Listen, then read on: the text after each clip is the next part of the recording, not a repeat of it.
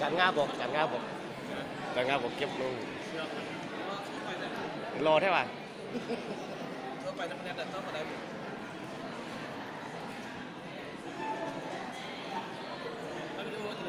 วิดีโอ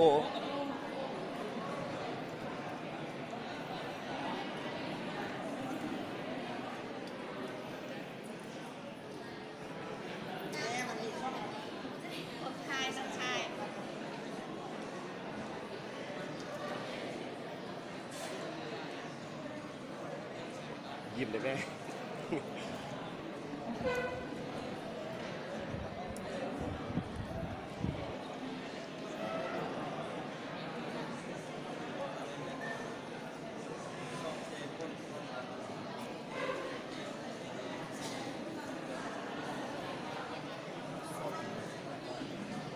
อาจารย์ตุลีมีความรู้สึกอะไรมีความรู้สึกอะไรมื่อนี้นะมุดซื่นวะ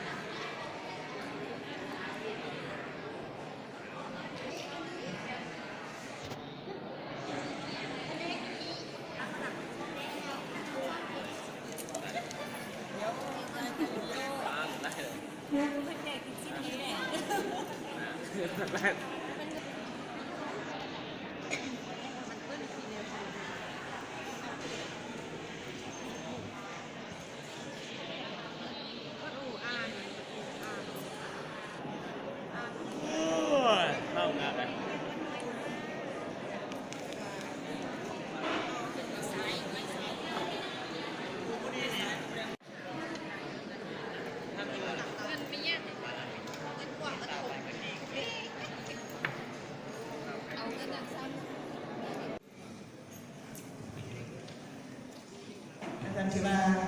ท่านไปนั่นก็เป็นการท่านแผนกักเกี่ยวของโรงเรียนเราที่ได้ที่จะจัดงานในวันนี้เนาะท่านอันดับต่อไปในนามคณะผู้สอบข้าพเจ้าขออนุญาตเรียนเชิญท่านคำสอนใส่ปัญญาห้องเลขานุการห้องบริการโรงเรียนคือมีความเห็นก้าวเปิดในงานแข่งขันในวันนี้ขออนุญาตเรียนเชิญ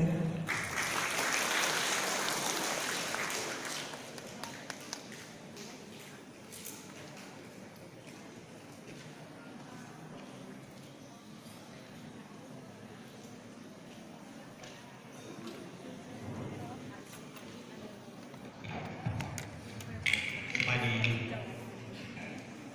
สร้างผลงานและสร้างโครงการเพื่อสำหรับขั้นต้นวันประวัติศาสตร์สำคัญต่างๆของชาติ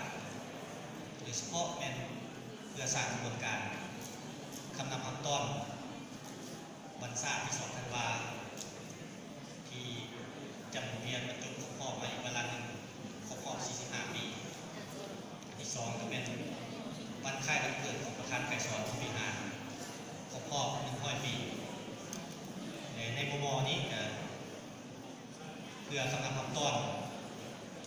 วันรุ่นปีใหม่ลาวพศ2021ที่จะมาถึงฉะนั้น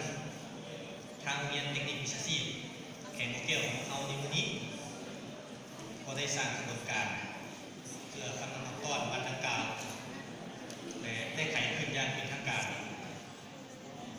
ฉะนั้นสำหรับการจัดการแข่งขันถามต่อข้อมูลด้านวิทยาศาสตร์ด้านวิชาสปอร์ตและข้อมูลตัวในครั้งนี้ได้ไขขึ้นอย่างเป็นทางการได้ย้อนความรับผิดชอบความใจใส่สูงของคณะรับผิดชอบก็คือบรรดาผู้อาจารย์และบรรดานักศึกษาทั้งหลายที่ได้ข้าพเจ้าในนามต่างหากแก่คณะพักคณะนำโรงเรียนขอถือโอกาสนี้ขอแสดงความยอมรับสมเสยต่อกับผลงานในความเอาใจใส่ของนักสหายอย่างสุดอกสุดใจขอสมเสยนักสหายเทียมแดง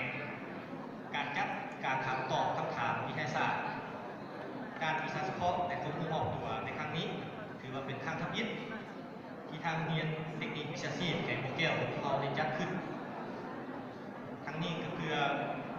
สร้างกระบวนการกำลังขั้นตอนวันประวัติศาสตร์สำคัญต่างๆของชาติในเบ้าโดยเฉพาะวันศาสตร์ที่2 ธันวาคมรอบ 45 ปีวันคล้ายวันเกิดของประธานไก่สอนพรหมวิหารครบรอบ100 ปีนะครับวันบุญปีใหม่ลาวพศ 2021ที่จะมาถึงนี้ฉะนั้นติดพันกับการสร้างกระบวนการนี้ก็เป็นเพื่อส่งเสริมให้บรรดานักเรียนนักศึกษาได้นำใส่หัวคิดประวัติศาสตร์ของตนได้นำใส่ความรู้ความสามารถทักษะเข้าในการถามตอบ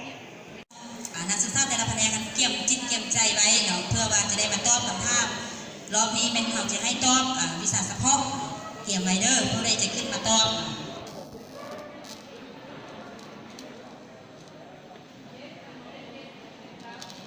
ผู้อำนวยการสื่อยังวะ เอารอบนี้เป็นคนห้องพักเด้เนาะรอบนี้เนาะคำถามมีอยู่ว่าพรรคประชาชนปฏิบัติลาวสร้างตั้งขึ้นในวันที่เดือนปีใดทวนคืนพรรคประชาชนปฏิวัติลาวสร้างตั้งขึ้นในวันที่เดือนปีใดโดยแปลสนามสงครามขออนุญาตต่อวันสังการพรรคประชาชนปฏิบัติลาวสังการถึงในวันที่22 เดือน 3 ปี 1955ขอบใจ แม่นแท้บอกถือบอกถือจักเปอร์เซ็นต์ปะนี่เอามาพันอีกแล้ววันนี้เนาะเอาคือเก้าเนาะตบมือส่งเสยให้แดง